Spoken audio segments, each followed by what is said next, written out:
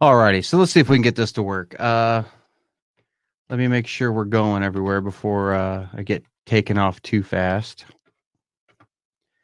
I don't want to go too long. The way my night's going, I want to make sure we're good. Hang on a second. You guys might hear me talking again.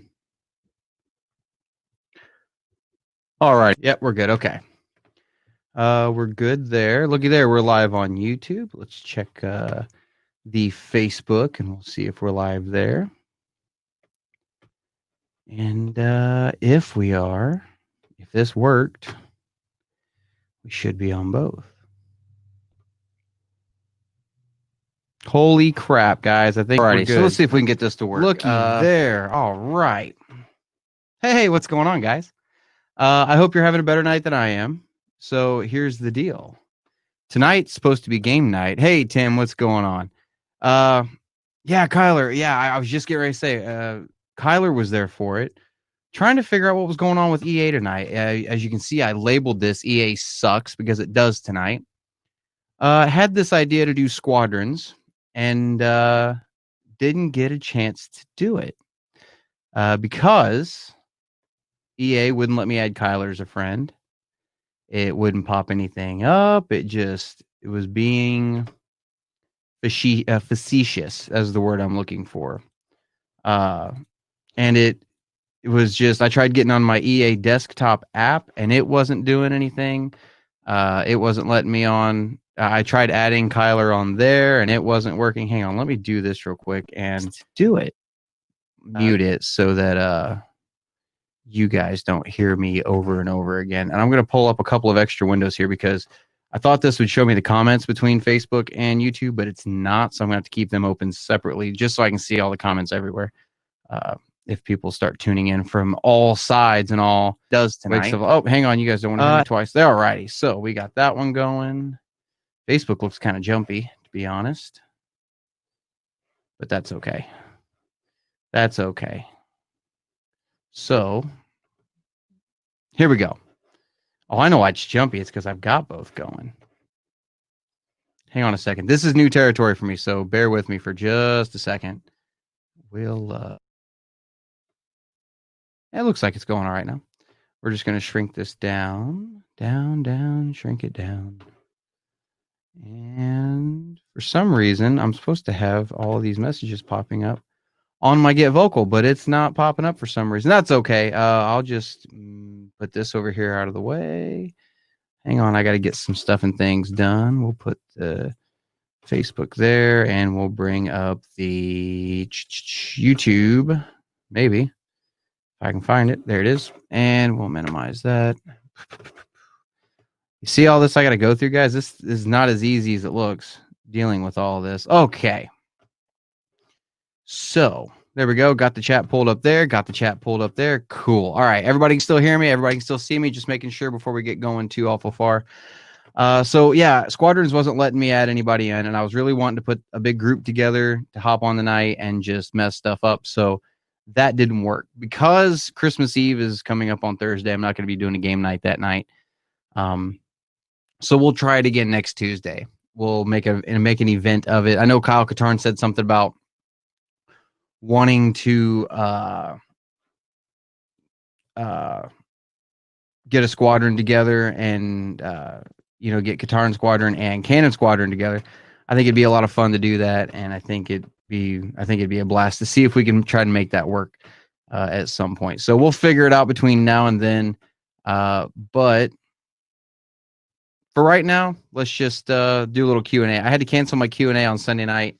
I had some other things going on that I'd forgotten about. The wife reminded me and wasn't able to do it. So, yeah, we'll just do this tonight. So on Facebook, man, Daniel Sanderson is watching. Hello, I Babu Frick. Yes, you are, man. You are the Babu Frick. You're the man. What's going on, Danny? Let's see here. On YouTube, let's just click this to live chat so I can see everything, not just top chat. I hate top chat. I want to see what everybody has to say. Tim Peterson's is on. What's going on, man? Hello, I can hear you, Brian. Kyler said my PS4 and Squadrons is being so weird. Yeah, it's I don't know what's going on with it. I found an EA forum too that was kind of talking about the problem with that, and they were begging EA to fix it and begging squadrons to be fixed, and I think that was back in October, and they haven't touched it yet apparently. So, yeah. Tim Peterson says, "What about that Book of Boba Fett news, man? That was something else. It was absolutely something." So, for those of you who've been living under a rock, we have our 10th Disney Plus series announced for Star Wars, and it is the Book of Boba Fett. Introduced it in a really cool way. They took a page out of Marvel's book and did a mid-credit scene, which is cool. I mean, that's cool, man. Totally cool.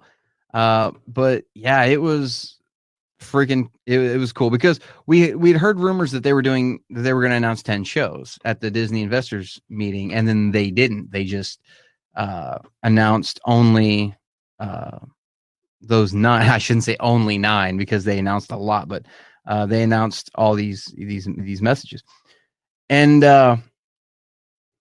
or all these messages, all these shows. And Boba Fett wasn't on there. There were several things that were kind of missing from that investors call, and some things were blatantly absent. Rian Johnson's trilogy wasn't mentioned at all. And you know, these rumors of a Han Solo series and whatnot. So yeah, there were some things that just weren't talked about at all, and like they're just not happening. You know what I mean? But yeah, this Boba Fett thing, I like how they held off and announced it the way they did. When I didn't get to watch the episode right off the bat. Stephen Hall, one of the co-hosts for here on the podcast, sent us a message. We have a little private, Facebook chat that we talk to each other in, and he said, "Stay through the credits because there's an end credit scene." I'm like, "Oh, cool! I wouldn't even have known." And pulled up, and honestly, because he said there was an end credit scene and an announcement coming, and I remember thinking, okay, so we just come off the high of Luke, right? This whole thing with Luke, and I remember turning to Kirsty going, "This opens a whole new box of worms. This is a whole new box of a box of opportunity they just opened." And then I was like, they're going to announce a Luke Skywalker show. I bet that's what they're going to do. And then as soon as the twin sons popped up, I thought for sure that's what it was. And I'm like, we're getting a Luke Skywalker show. And then as it panned over and it showed Jabba's palace, I'm like, maybe not. And then we saw Bib Fortuna and how quarantine has not been kind to him. And he got dethroned by Bob A. Fett. Bob A. Feet, is that how you say his name? Boba Fett. And then the announcement, the Book of Boba Fett, coming out next year, man. Very excited about it. And everybody got so upset because we weren't getting that Boba Fett movie. Everybody got so upset because we weren't getting an Obi-Wan Kenobi trilogy. And here we are, we're getting 2 Disney Plus series instead. I'd say we came out on top, personally. Let's see here. Danny on Facebook says, "How do you like your dragon steak?" Actually, I just had a steak last night. Medium? No, you know what? I'm going to say I think they call it rare plus. I think it's somewhere between rare and medium. That's the best way to eat a steak, man. Otherwise, you might as well just go buy a bag of beef jerky. Let's see here. Kyler says, "It says that we're friends, but I guess we aren't on your end." Oh, no, we are on my end. It actually popped up and said we were, but it wasn't showing me anything that you were doing. So I can't figure out what's going on with it. Tim says, "Your last podcast was awesome." Thank you, man. Appreciate that. That was another long episode. We had the YouTuber Kyle Katarn on with us. Thanks to Richard J. He was able to get him on, and Kyle was real excited to be on and was really happy to be a part of it. And just getting to talk to him, even off air, was cool. I mean, he's just absolutely awesome. And the fact that we had him on, that was really cool. Kyler says, "Like father, like son, 2 badass hallway scenes as Skywalkers." So when the whole Luke Skywalker thing was getting ready to happen, right? And the Dark Troopers, guys, just think about this for a second. I tweeted this out, I think, last night. We live in a world where we have now seen a live action post Return of the Jedi Luke Skywalker taking down a platoon of Dark Troopers. Think about that. Dark Troopers from the old Dark Forces video games. Dark Troopers.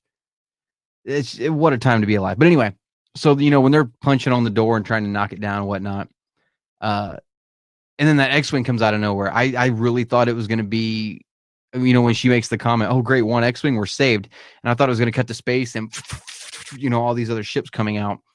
hyperspace, and I thought it was gonna be the Republic fleet basically coming, and then it didn't happen, and then that one X-wing landed, and me and Kirsty were still talking before the episode, about who the Jedi we thought was going to show up was, and she was like, "What about Luke?" And I'm like, "Nah, it's too big of a name, man. I don't see him dropping Luke in this."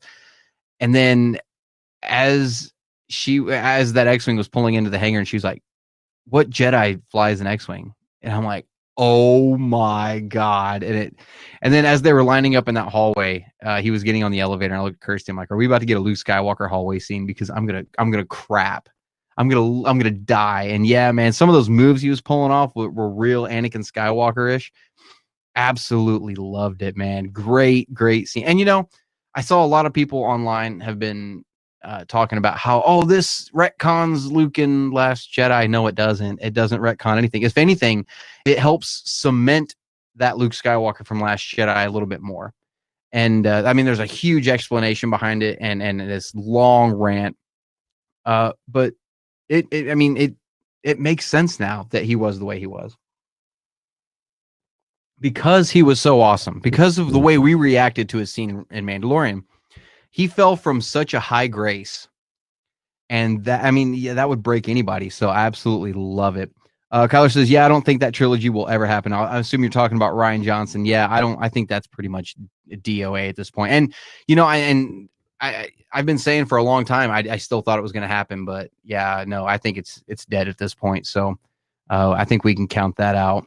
Let's see here.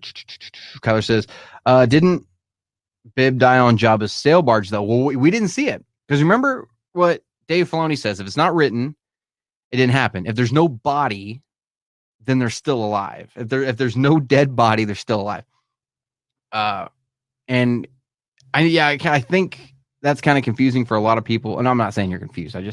I think that's confusing for a lot of people, because we thought he was on the barge, but he disappeared, and just, we never saw him, anybody else. So I don't know what's going. But yeah, seeing him on the throne was kind of. I wasn't expecting that.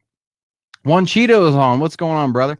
Juan Cheeto says, "I think Malakiki told he didn't on the." I know who you're talking about. Said he didn't die on the Aftermath interlude. Yeah, I need to go back and reread some of those interludes, because a lot of them are still. Some of them are kind of vague, because it's been 4 years since I've read them. I need to go back and reread those again. But I did go back and reread the Cobb Vanth one after the first episode of Mandalorian this season, and there were some discrepancies between the interlude, between the story of how Cobb Vanth got it and what Cobb Vanth told Boba Fett happened. Now, just because he told Boba Fett one story doesn't mean that that's the story that doesn't mean he's telling the truth. You know what I mean? So it's entirely possible that he lied to him.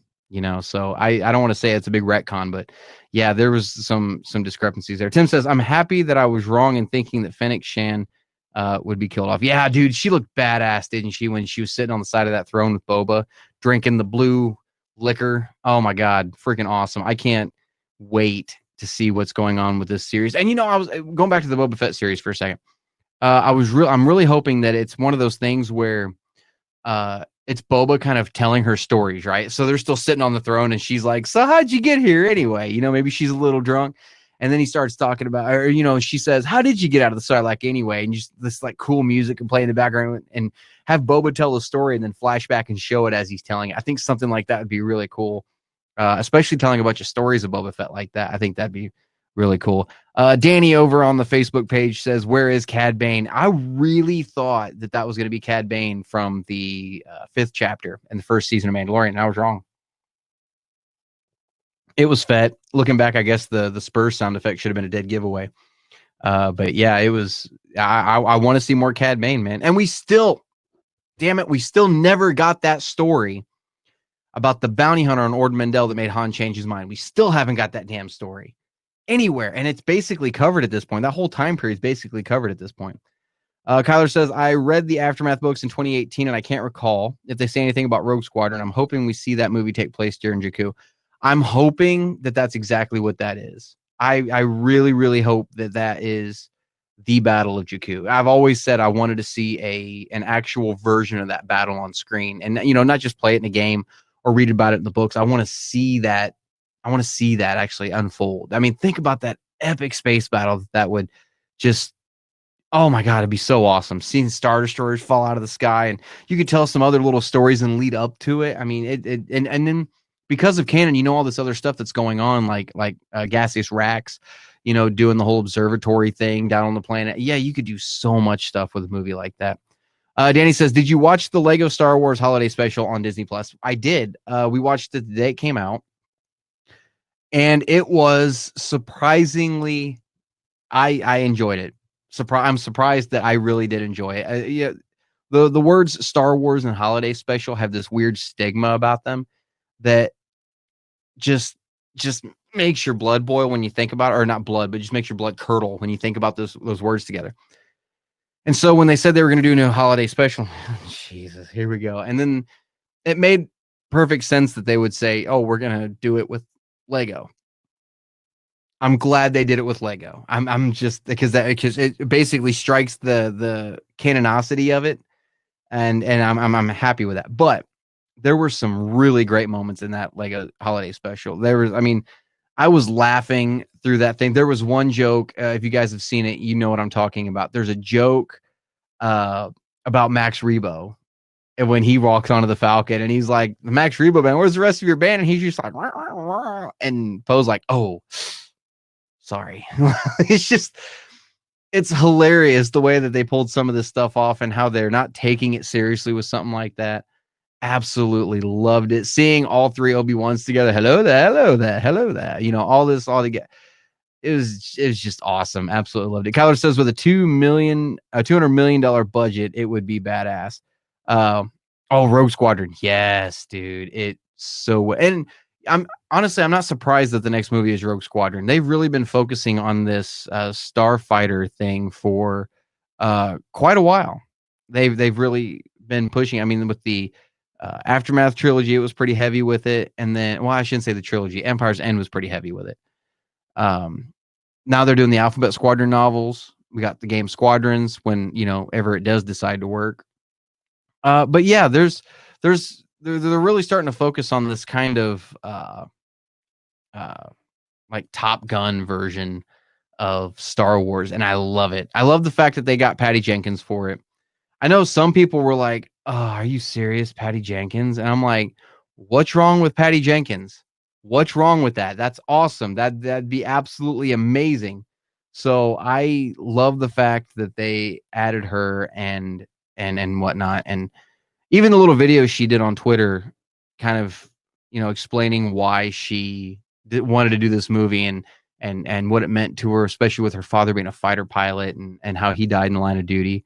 And whatnot, and just the way she revealed it. I mean, it had already been revealed, but the way she revealed it in the movie or in the video, how she's putting the orange flight suit on, starts walking towards the X-wing. Absolutely loved it. I think with the sequel films aside, with the sequel films aside, let's just take those and put them over there by themselves right now because that's where they belong at this point. With those gone, I think right now, Star Wars is in a really good place. I think it's in a really, really, really good place. And I haven't been saying that for very long because there was a dark period there, even with the sequels after Rise of Skywalker come out. And I'm like, man, I don't think so anymore. But there's only a couple of projects that I'm not real excited for that Disney has announced. Everything else I'm basically like down for, I mean, and the ones that I'm not crazy about, I'm not going to sit there and say, "Oh, don't waste your money on that," because I'm getting all this other stuff that I can actually enjoy, instead of me sitting here going, I don't have 10 shows that I think I can actually sit down and enjoy. Guess what? I've still got 8 that I can sit down and be like, that's badass. That's badass too. So I'm not going to, be one of those entitled fanboys that screams at everything. But yeah, man, I think Star Wars is in a good place right now. I think they're starting to listen a little bit more. The fact that Kathleen Kennedy made the comment during the investors call that there was 25,000 years of history to pull from means that she is now acknowledging that there is a Legends that people love and that there's a lot of stuff there. Because I remember there was a comment she made a while back talking about how with Marvel it's easy because there's source material. They have comics and all this stuff. With Star Wars, you don't have that. And I know everybody, even canon people like me that, not real big on the legends, were like, but did. We did have source material. So why are we saying stuff like that? So I'm glad that she's finally acknowledging that. And I think it's going to be great with Patty Jenkins. I think, and if you guys noticed, it's not Rogue One, or no, it's not Rogue Squadron, a Star Wars story. It's just Star Wars Rogue Squadron. I think that's the way it should have been from the get-go. And get rid of the Star Wars story crap. I think they're finally pulling their heads out of their asses, to be completely honest. And I remember when Disney first bought Lucasfilm and everybody started saying, they're going to do for Star Wars what they did for Marvel. And then they didn't at first. I think I'm cautiously optimistic to think that maybe this time they're actually going to do it. I think now that all the phase 1 crap is out of the way and we're past the sequel trilogy and they're acknowledging some of their mistakes, I think moving forward, you're going to see a very different Star Wars universe now. And I'm excited about it. Can't wait. Kyler says, are you caught up with Charles Soule's comic run? I haven't read the newest issue. I think the last one I read was it wasn't the one after he got thrown. It was the one after Palpatine threw him down onto the lava river on Mustafar. It was the one after that where he was fighting Ochi. That's the last one I've read. I haven't read any past that. So, but man, that's a great run so far, isn't it?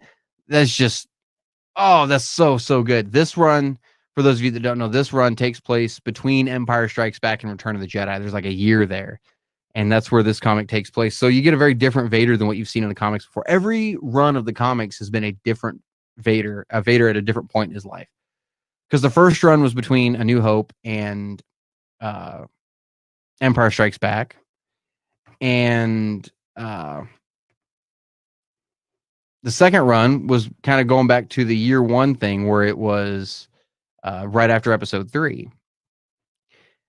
And now we're between Empire and Jedi. So every issue, or every series, I should say, it's getting to be a different Vader. And this one's awesome because this is the Vader that now knows Luke is out there, that Luke is his son. Luke's already told him no when he held his hand out to him, and he's pissed because the Emperor knew the whole time. Well, I shouldn't say that knew the whole time, because he didn't. But the Emperor is the reason, that he could have had this family that he, and he doesn't. So, this is a cool run, and you're starting to see that chink in his armor, not literally, but you're starting to see that falling away of Vader and more Anakin showing through. Love it. Tim says I think it's interesting that the Mandalorian, Ahsoka, Book of Boba Fett, and Rangers of the New Republic are all interconnected. I'm cool with that. The only thing that worries me is that they are going to make it to where you have to watch the episodes in a certain order to know what's going on. And if they're all going concurrently, right? I do. Oh, hang on a second. I had something pop up on my computer. I hope they do it in an organized way to where if you want, you could sit and watch each series individually. I mean, I'd love to see them crossover. Don't get me wrong. That's cool.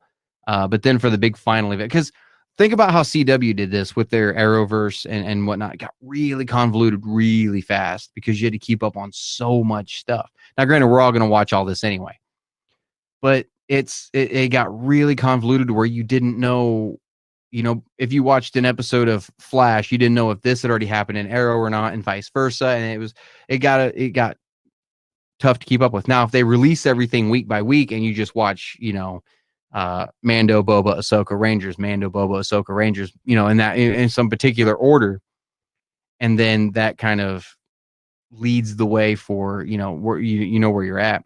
Yes, I'm looking forward to this crossover, and I'm still convinced, man. I'm completely convinced that it's all going to end with Thrawn. I think it's all going to end with a big confrontation with Thrawn. I'm convinced the Ahsoka series is going to be that Ezra Thrawn story that we've been wanting since Rebels ended in what last year before. And I'm convinced that that's what that story is going to be. And if you bring a bad guy like Thrawn back in, especially in a time where the Empire is no more and there's this power struggle, and Admiral Ray Sloan is kind of the acting emperor, if you will. This makes a good opportunity for him to try to take over. And then you've got to bring in the Rangers of the New Republic. And you've got to start bringing in all the big guns. So I think it'd be really cool. And maybe I'm completely wrong. Maybe they'll do something completely different that we're not expecting. That's even cooler. And I hope they do something spectacular, man. And with Filoni and Favreau in charge, I don't think you have to worry at all, to be completely honest. Let's see. Kyler says, with this High Republic stuff being pushed so hard, it is inevitable that there will be movies, right? I'm pretty convinced at this point there's going to be High Republic movies. There's already going to be a High Republic show, The Acolyte. They said The Acolyte takes place at the end of the High Republic era. And now, I learned from Kyle Katarn, I didn't know this, but I guess there's a Chinese version of one of the High Republic novels going around, talking about how the High Republic era goes to 50 years before Phantom Menace. At that point, that's where the High Republic era ends for Acolyte. So I'm convinced we're going to see High Republic film at some point. The fact that they're really putting together storyboards and concept art, and they're getting all the authors in the same room together, and they're fleshing this thing out. They're fleshing it out like a movie. So I definitely think with the care they're putting into this is going to be, and I say this every time, this is Lucasfilm's opportunity to show what they can actually do with original stories in Star Wars, instead of piggybacking off characters that we already know and love, and that you might, butcher in some people's eyes. So this is an opportunity for them to go play in a part of Star Wars where they can do anything they want. And nobody can say, well, why'd you do it to that character? It doesn't make sense. You don't know that. You know what I'm saying? So they have free reign to do what they want, and I can't wait to see what they come up with. I saw that somebody, I don't remember who it was it Star Wars Theory or was it Star Wars Explained? I think one of those YouTube channels, I think they got to read the first 3 High Republic novels, and so far, absolutely phenomenal from what they said. I can't wait, and yeah, I definitely think we're going to get a movie at some point, because you're going to have fans that absolutely adore High Republic. Like, there's going to be people out there that just like, this is my Star Wars from now on. Like, that's it. And they're going to want movies. They're going to want movies of their own. You know what I'm saying? So yeah, bring it on, man. I want movies in High Republic, and I hope it does really well, because Jay, with the podcast, is convinced that if it doesn't work out, they're going to go back and do episode 10. And I'm not interested in episode 10, to be completely honest. So I'm hoping High Republic really does work out. Tim says, I agree that the interconnected series will end with Thrawn. Right on, man. Yeah, what bigger villain you've already set him up and you have access to him. What bigger villain do you set up for something like that? And to think about that for a second. We were talking about a Battle of Jakku movie earlier. Think about a TV series where we see Thrawn and he's pulling off all these maneuvers that you always read about, and you actually see him in live action doing this and just being him. You know what I'm saying? Like, that's going to be absolutely amazing. Cannot wait. Tim Peterson says Chewie will be alive if the High Republic will end 50 years before the Skywalker saga. Yes, he will. Because I think, what did Han say his age was in Solo? 190? I think he said he was 190 years old, and that was 10 years after Revenge of the Sith. So you're looking at 20 years after Phantom Menace-ish. Is that right? Yeah, you're looking at around 20, 25 years. So yeah, he's going to be alive during part of it. Absolutely. Because I was thinking, they said, well, these novels are taking place 200 years back. So he'll be alive during High Republic time, but I don't know if he'll be alive for the novels themselves. You know what I'm saying? So because Sheev Palpatine was alive for High Republic, and if it was 50 years for Phantom Menace, and Qui-Gon was maybe in his 50s, Qui-Gon was alive for High Republic era. Mace Windu may have been alive for High Republic era. There's a lot of people that you saw in Phantom Menace that very well, Governor Sile Bibble from Naboo was alive during the High Republic time now that we know exactly where it ends. So there's a lot of characters that we've seen that were alive during that time period. Let's see here. Kyler says, speaking of watching stuff in order, I'm reading all of the new X-Men comics, and there's like a certain order to read everything, which gets jarring after a while. It does, because the Star Wars comics did that for a while too. And it got to a point, because they really tried to cross over the first two volumes, the first volume of Star Wars and the first volume of Darth Vader back in 2015. And it got really convoluted really quick, just bouncing between two series.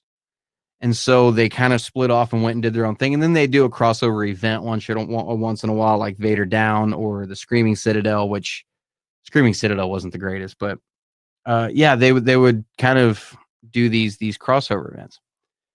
And they steered away from that real quick with the Star Wars comics. I mean, I was reading everything anyway, so when I saw in the Star Wars comic there was a frame where Boba Fett comes to Vader and tells him, well, this is the name of the pilot that destroyed the Death Star, Skywalker.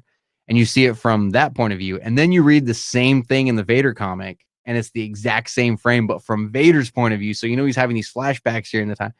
You could really see how the comics were kind of running together like that. So, yeah, they do that with comic books a lot, and it's basically a business ploy to make sure that you can sell a whole bunch of comics, a bunch of different titles, basically. And it works in a business aspect, but it sucks for us because then you have to go out and find this particular issue, because even if you read just one title, right? Maybe all of a sudden one issue will pop up and you're like, that didn't make any damn sense because it's part of a storyline from another set of comics. And now you're like, now I got to go buy that set of comics to see what's going on. And yeah, I hate it when they do stuff like that. Crossover events, cool. I can handle that because it gives me time to prepare for it and actually see what's going on and whatnot. But yeah, just bouncing all over the place is kind of rough. He says it was like Star Wars 1, then Vader 1, then Star Wars 2, and continued like that for a while. It did continue like that for a little while. And then I think it got to a point where there was like 4 or 5 issues of Star Wars that ran in a row, and then 3 issues of Vader, and then 2 issues of Star Wars, and 7 issues of Vader. And it just bounced everywhere. And then the Vader comic ended, but Star Wars kept going. And then we picked up that first Vader run ended, and then we got Dr. Aphra, and then it started running concurrently with Star Wars. And so that's where we got the Screaming Citadel, was with Aphra, not Vader. It was Aphra and Star Wars. But Vader Down was cool. Anyway, yeah. But anyway, yeah, it's bounced all over the place. And now, basically, with these ongoing series we've got now, as far as the timeline goes, because right now we've got Star Wars, Vader, Aphra, and Bounty Hunters. Those are the 4 ongoing series right now. And then you've got Star Wars Adventures, but those are kind of tagged onto the end of the timeline right now because it's all Rey, Poe, and Finn stuff. But those 4 Marvel issues for now, because we're getting ready to do High Republic, those 4 ongoing series are kind of split up because it's, I don't remember what order. Hang on, I don't remember what order the actual. Hang on a second. Let me pull this up. Let me pull up the mobile app. I have to use my own mobile app. Isn't that sad? Hang on a second. Let me pull this up. And I'll just, because I don't want to lie to you guys. We'll pull it up right here. My app editor. Oh, you guys probably heard that. That means I got new downloads. So let's see here. Canon timeline. All right. So let's scroll down here to After Empire on the Canon timeline. Okay. So yeah. Okay. Real quick. The first Star Wars and Vader runs. Yeah. Star Wars 1 through 3, and then Vader number 1, Star Wars 4, then Vader 2 through 4.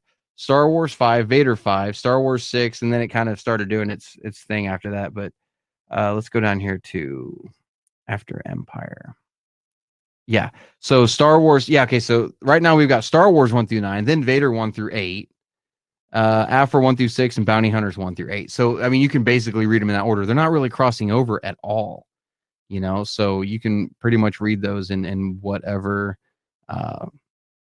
order I guess you want. But yeah, those 4 ongoing series, I think they learned their lesson with that, and they're not doing a lot of crossover with that stuff anymore. I know it might be a waste of $50, but I'm getting that $50 bundle. You talking about High Republic? Dude, I'm so tempted to get it. I'm not real big on collector's versions of novels. I think the only one I've got so far, if you want to call it a collector's version, it was more of a, I think it was the Barnes & Noble exclusive of the first Thrawn novel with the black cover. I got that one instead of the white one. Because for some reason, I think black is more aesthetically pleasing than white when it comes to some stuff like that. It made his uniform pop a little more on that cover. But anyway, I don't get a lot of exclusive stuff for novels. I'm really tempted with this one, basically because it's the beginning of a new era. And if you guys haven't noticed, I put the Canon shelf in here now.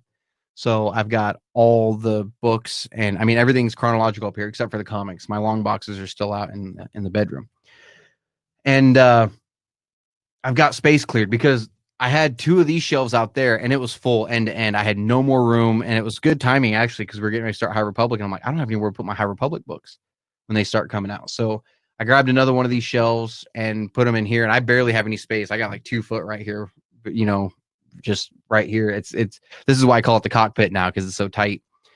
And I had to crawl under my desk to get in here now. But I have space now for High Republic down here.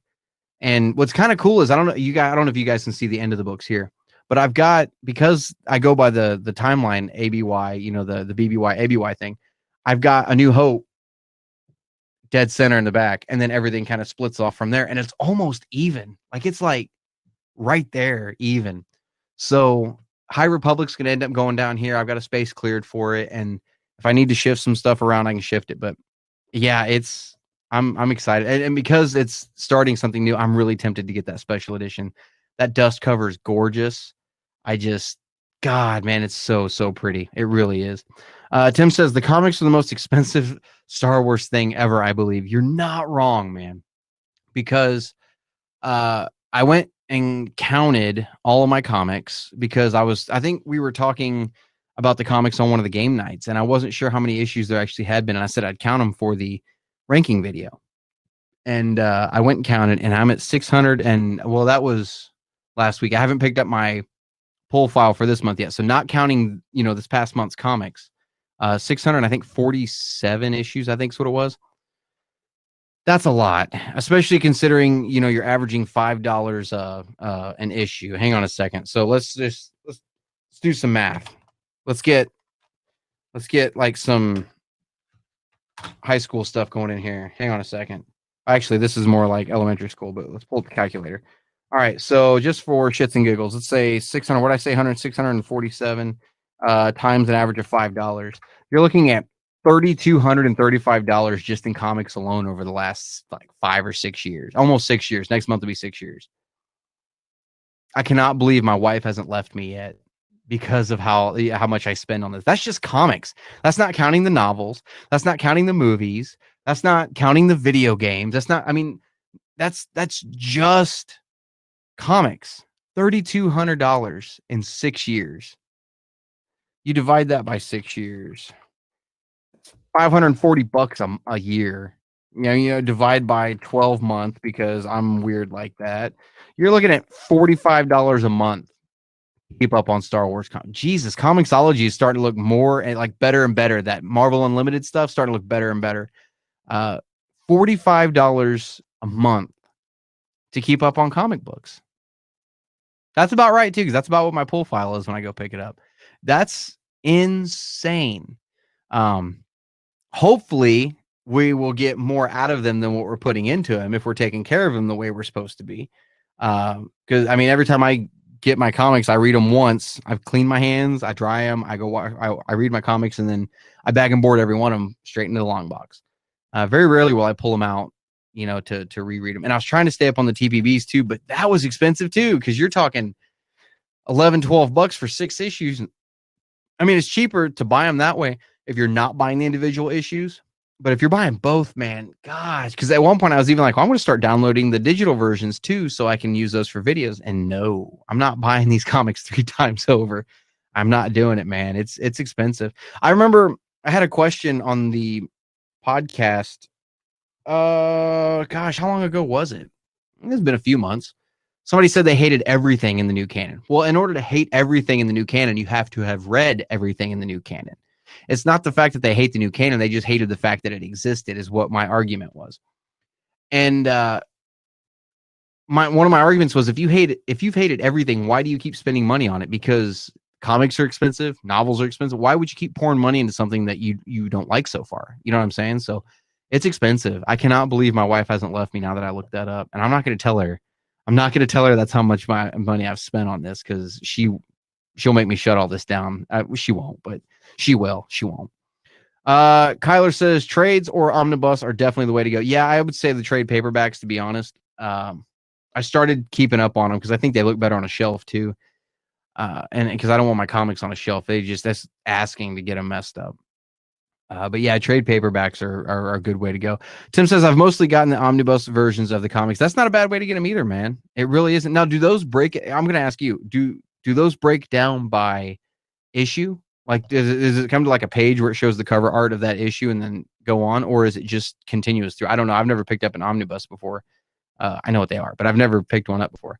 Christopher Barker's on. What's going on, brother? TPB all the way for me, Brian. Yeah, there's a lot of people that really prefer to wait and get them that way. For me, because I like to keep up on this stuff, and there's some times where there's some really spoilery stuff in the comics. It doesn't happen very often, but sometimes there is.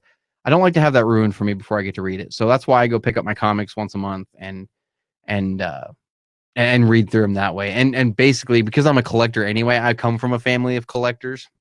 I'm kidding. We're pack rats. But anyway, I come from a family of collectors, and comic books are a cool thing to collect because I'm hoping they'll put my son through college someday. Probably not, but I'm hoping. I did find out that Vader number 3 is actually going up in value because of the first appearance of Dr. Aphra. So that's kind of exciting. Kind of happy with that. Christopher says exactly. They complain how Lucasfilm ruined Star Wars, but watch every film that comes out. Guess it really ain't dead. Yeah, no, it's not. And this is kind of related to something else that we're kind of dealing with right now, because I was seeing a lot of people on Facebook today. I mean, this is related, but not really, indirectly related. Spoilers. So if you guys watched the podcast this past weekend, we put a full spoiler warning out. I mean, big red letters, spoiler, because I didn't want to be the one to ruin it for anybody. And I saw people online saying, well, I had the Luke Skywalker thing spoiled for me because I went on Facebook and now I'm mad. Well, if you knew that the finale was coming up and you follow all these Star Wars pages, you should know not to go on. I mean, you have nobody to blame but yourself. You know what I mean? And yeah, these people that just watch everything just so they can complain about it, I can't stand people. Now, if you watched it and you genuinely didn't like it, but you still want to give it a shot, cool. By all means, keep giving it. But at some point, you have to stop punishing yourself if you don't like any of it. You know what I'm saying? So yeah, I can't stand people that argue and hate on stuff just for the sake of hating on it, and which I've seen a lot of people doing. I shouldn't say a lot of people. I've seen some loud people doing that since this whole Luke thing in Mandalorian. They're using it as an opportunity to bash Last Jedi even more, which, as far as I'm concerned, it cements that Luke Skywalker and Last Jedi even more. You know, so let's see here. Where were we at? Kyler says they are releasing a Knights of the Old Republic omnibus in July that I'm definitely looking into. Ooh, I didn't know about that. I haven't got that far on my upcoming Canon on the mobile app yet. But I mean, not Canon, but still, I'm interested in that. That's ooh. Christopher says, do you think they'll do epic collections for the Canon comics? Man, they did. I don't know if you guys saw. I saw one. I've only ever seen one in person, and it was at my comic book shop, and they wanted $500 for it, and it was right before tax season, and it was everything I could do to say no, because we already had plans for our tax money. But they had a big box set of everything that had come out to that point, all in hardback books, and each hardback bind had like a part of a. When you put them all in the box together, it had the Star Wars logo on the side of it. It was gorgeous. It was absolutely gorgeous. And, had they said, well, you don't have to give us your money. You can just, give us your firstborn. That's cool. I don't need Jensen. Here you go. No, I'm just playing. But seriously, it was gorgeous. And it would have been so cool to have. It really, really would have. But I think it'd be cool if at some point, and maybe they'll do this someday, and this will be a moneymaker, where they stop production on the comics for maybe a month and they say, all right, look, we're resetting. Or, you know, maybe they didn't have to do that. Maybe they, since we're starting all these runs over, we're back to one with Star Wars, back to one with Vader, back to one with Dr. Aphra. Maybe they can take all those runs that came before and just do a massive, like, tome, you know, comic Bible. You know what I'm saying? That'd be cool. That'd be really, really cool to have. It would definitely save space on the Canon shelf also. Tim Peterson says the omnibus of the Vader run is between episodes 4 and episode 5 in 2 volumes. The first, yeah, they, what was it, 12 issues each? That sounds right, because TPBs are usually like 6 or 7 issues, and then omnibuses, I think, are 12. Is that right? And then, can you get, I don't even know, can you get an entire run in one book? Because I don't buy them that way. I just don't. Christopher says Luke was perfect in The Last Jedi. You know what? You saying that, you're brave, man. You're absolutely brave. Hats off to you, man. You're a brave human being for saying that online. I'm not disagreeing with you. I do agree with you. But you're brave. And this whole thing with Luke, I said earlier, there was this big spiel. I'll try to break it down some. We see Luke at the height of his power in Mandalorian, right? This is the Luke Skywalker we wanted in the sequel trilogy. This is what we wanted to see, is him, you know, being Billy Badass, swinging the saber all over the place, everything like that. That's what we wanted, right? Well, now you come to Last Jedi, and he's this broken, fallen from grace, you know, disconnected himself from the Force, former Jedi now, broken shell of who he was. And when you see where he was, and when you see that he was at one point that you know, Messiah Jedi everybody likes so much, when you see that, and you see that he put everything he had into it, and that he said he would protect Grogu with his life. Well, we don't know what happened to Grogu, obviously, but right now it's all speculation. But when he said he'd protect him with his life, man, he was going all in. Luke was going all in with this new Jedi thing. And because of how high on the pedestal he was, when he did fall and everything was torn down, it was, the higher you fly, the further you fall. You know what I mean? And the fact that it was his own family that caused that fall, it really does make a lot more sense now. And, you know, I remember tweeting out, I think a couple days ago, and I was like, so imagine finding out that Grogu did die in the temple fire, right? Let's say he died horribly. Let's say died horribly, agony, just squealing, you know, just mad. Like, I can already hear you guys. I can feel you guys getting mad at me. Let's say he died horribly. And you saw that. Let's say you saw that. Some people, I'm not going to say everybody, because it wouldn't be everybody, but there would be some people out there, at least, I mean, there'd be more than one, but there's going to be at least one person that would look at that and say, nope, I'm done. I don't want any more to do with this. I can't handle this anymore. I'm done. I'm walking away from Lucasfilm. I'm walking away from Star Wars. How dare you do that? And maybe it's not going to be on the right terms, and it's not going to be for the right reasons, but they're still going to walk away. And that's exactly what Luke did. You know what I'm saying? Like, so the fact that we saw Billy Badass Luke Skywalker now is kind of what I want to call him from now on. Now that we saw that version of him, it just, to me personally, it makes more sense of why he was the way he was in The Last Jedi, you know? So that's just me, though. You're brave for saying that, though, man. Hats off. Let's see, Twisted by the Dark Side, half the fan base is lost in their hate. I wouldn't even say it's half the fan base. I think it's just the last the fan base. I don't think it's half, because if it was, all the movies still wouldn't be billion-dollar blockbusters. You know what I'm saying? So I don't think it's half by any means, but yeah, there's a sect. There's a part of the fan base that is very toxic and just closed-minded. You know what I'm saying? If you don't like it, you don't like it. At least give it a shot, though. At least if you don't like the movies, because I'm not a big fan of the movies now, of the sequel trilogy. Sequel films. I don't use the word trilogy. I'm not a big fan of those either, but I still enjoy all the books. I still enjoy all the comics. I still like the new canon that they're putting together. So you can be open-minded and not like the films and still like, you know, the fact that there's a new canon. Let's see here. Indiana Trekker 26. What's going on? Says, while I enjoy certain parts of Last Jedi, the only reason I go back to rewatch that film so much is for Mark Hamill's outstanding performance. He really nailed that performance as Luke Skywalker. I mean, even and it's a testament to Mark Hamill too, because he's come out and said he did not, he fundamentally disagreed with everything that they did with Luke Skywalker in that film, but he still realized that he was hired to do a job and that it was his job to play this character, and he did it amazingly, man. It's absolutely awesome. Great performance. Let's see here. Kyler says you can get an entire run in omnibus format. Oh, nice. I recently got Jeff Johns' Aquaman Omni that collects his entire 30 issue run. Nice. Maybe that would be the way to get comics from now on. I'm seriously sitting here contemplating maybe I should start getting those, because those would look amazing on the shelf. Christopher says Skywalkers cause so many problems in the galaxy. They do. You're not wrong, man. If it wasn't for the Skywalkers, 3/4 of the shit that happened in Star Wars wouldn't have happened. Any of it. I mean, none of it. I mean, had Anakin never been conceived, right? There's no Luke, there's no Leia, there's no Ben Solo.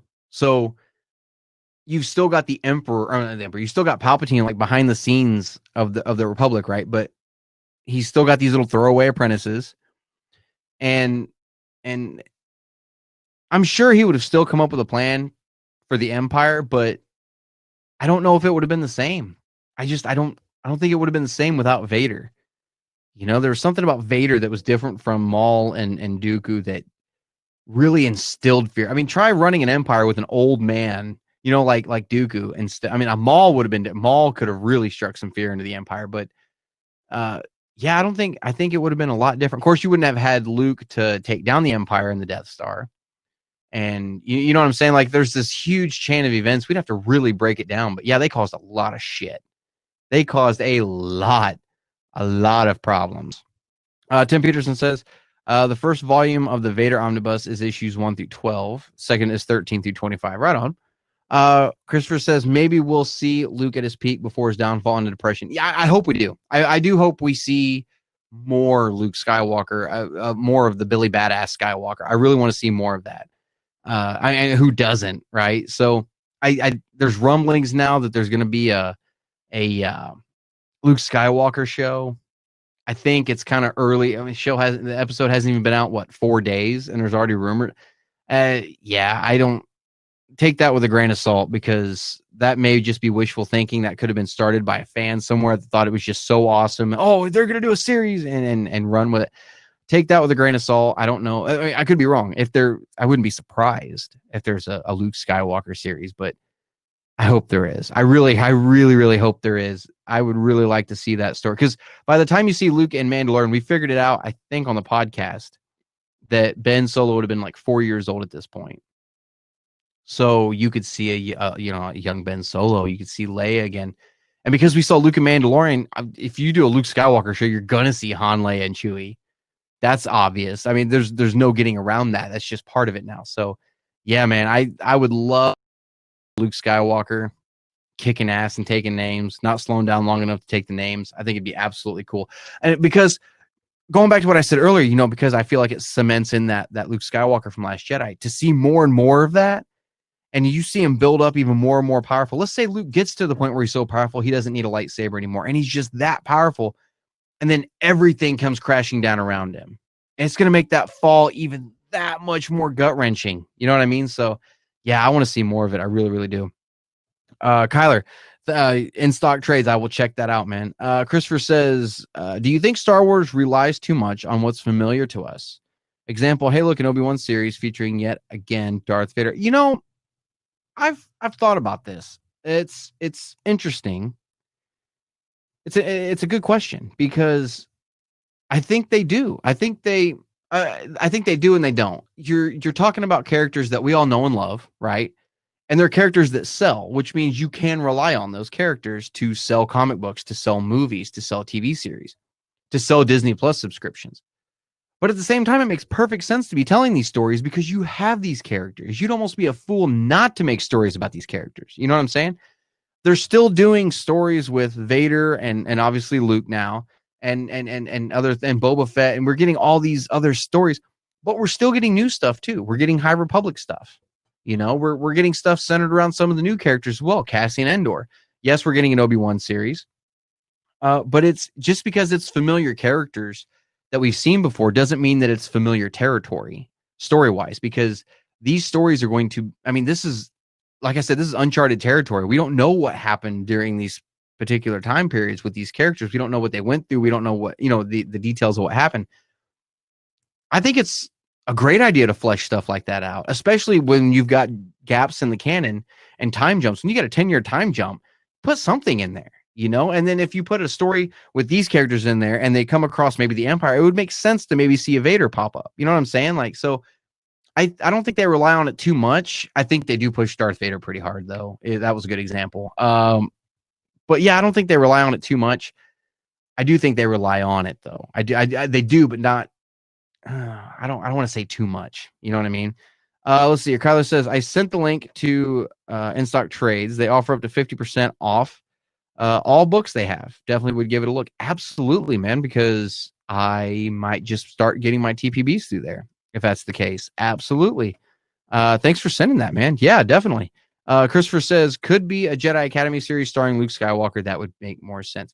I want to hear what you guys have to say about this, because you guys are always asking my opinion on stuff. I want to ask your guys' opinion on this.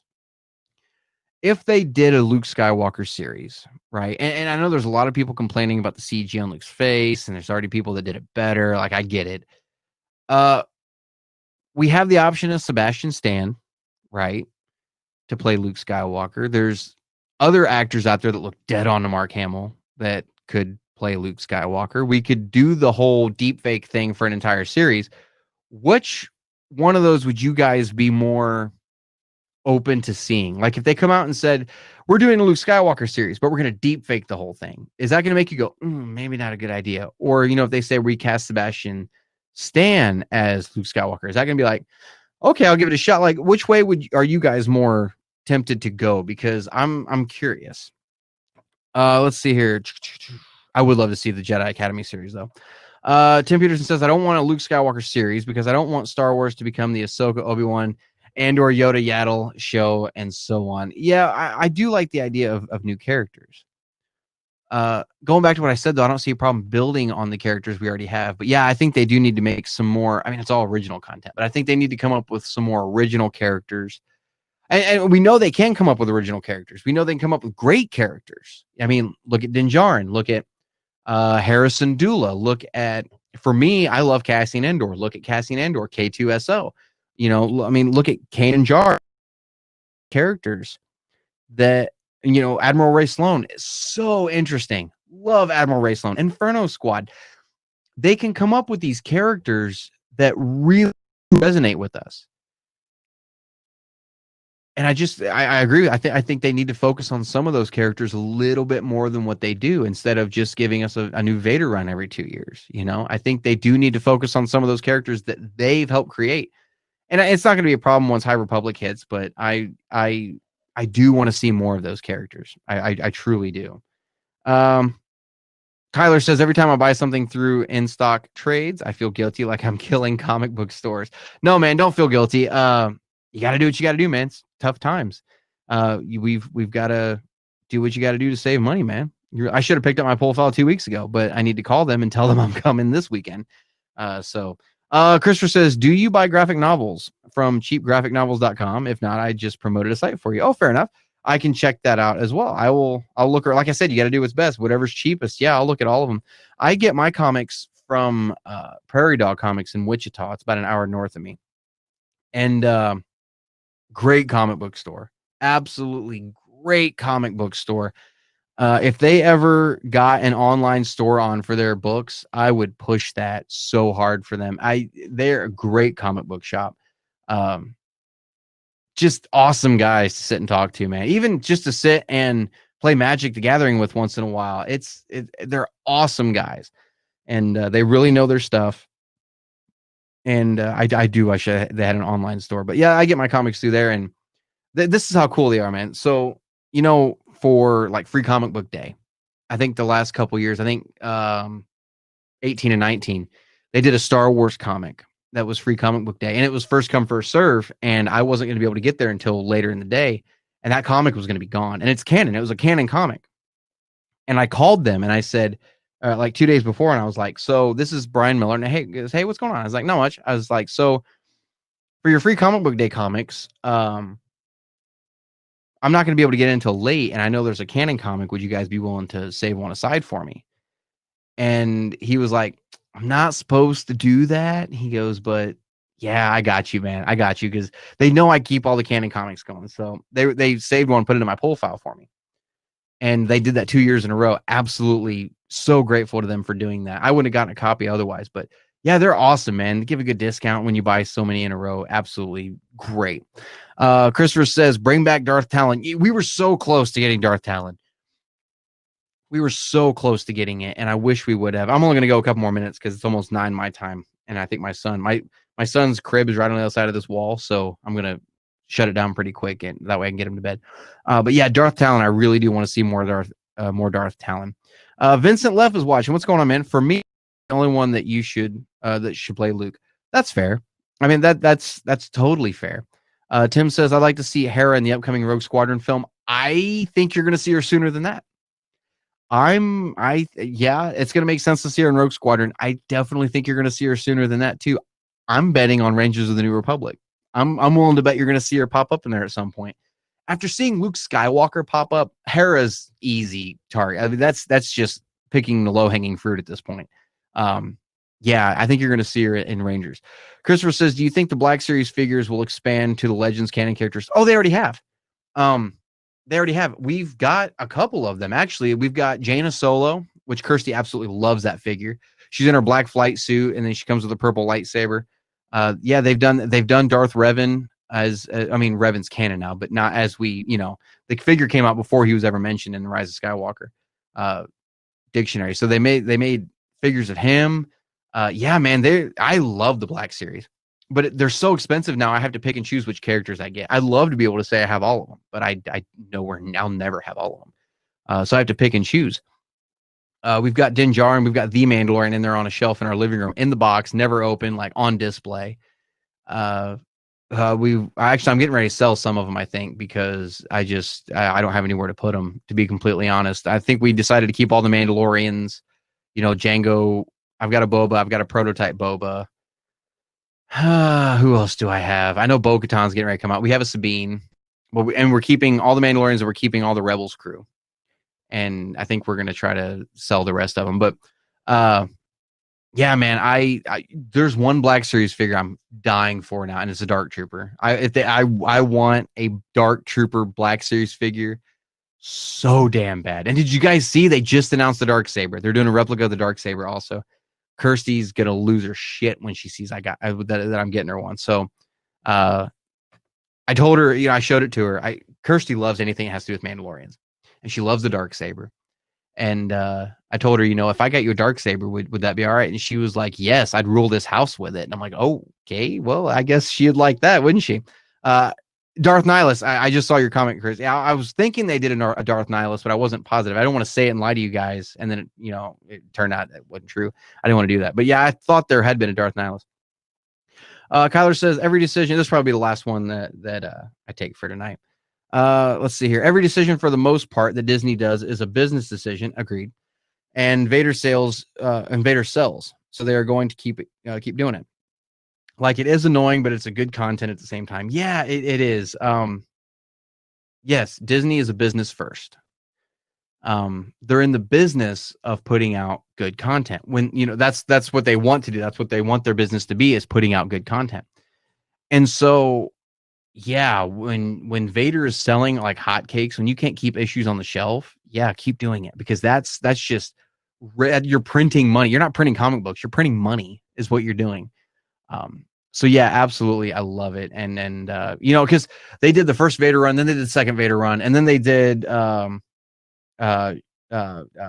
from Vader's Castle. IDW did Tales from Vader's Castle, and then they did Return to Vader's Castle. Now they're doing Shadow of Vader's Castle, and now they're doing Ghosts of Vader's Castle. Like, it's just going crazy. And then they did Dark Visions, which was a cool 5-issue run. So yeah, Vader really, really does sell quite a bit. So here, I'll take these last two real quick, and then we'll call it a night. Christopher says, I'm doing a Star Wars fanfic inside the Marvel Universe on top of DC and Power Rangers. Holy crap, you've got your work cut out for you. Jesus, man, you've got your work cut out for you. Wanchito says, have you talked about the new Vader issue? I haven't read the newest one yet. I'm going to go get it this weekend. And if they're open, actually, I didn't think about it. If they're open this weekend, hopefully they are. I'll go pick it up this weekend, and I'll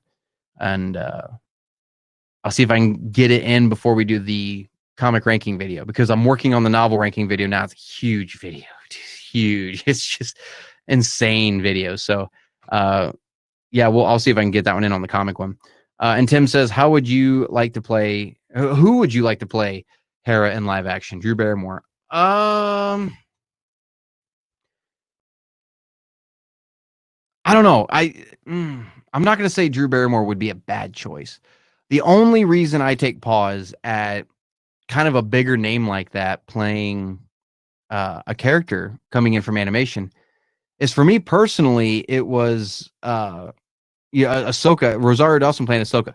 Before I start getting hung in the comments section, I did like seeing Ahsoka live action. Don't get me wrong. Rosario Dawson did fine. She's Ahsoka, so that's what it was. I'm not going to bash it. I'm not going to sit here and say, oh, Leku, the wrong side. I'm not doing that. But Rosario Dawson for me was too big of a name to play Ahsoka, because all I saw was Rosario Dawson. There was only like one instance where I saw Ahsoka, and it was when she pulled the rifle out of that guy's hand, and she just kind of gave him that sideways, like, look, like, get out of here. That was the one thing I saw that really screamed Ahsoka to me. This is just me personally. That there's nothing wrong with that. Nothing wrong with her Ahsoka either. I don't think. I mean, considering, it's weird because considering where we are in the timeline, it makes sense that it'd be a little bit of different Ahsoka. It just personally the casting didn't do it for me. So when you say somebody like Drew Barrymore, I'm afraid that if they cast her as Hera, that's all you would see is Drew Barrymore. You know, I don't know why they couldn't maybe go with somebody who, I don't want to say a no name, maybe somebody who's up and coming. You know, I mean, Harrison Dooley would be a great role early on in a resume. You know what I'm saying? So, I don't know who I'd have play her, to be completely honest.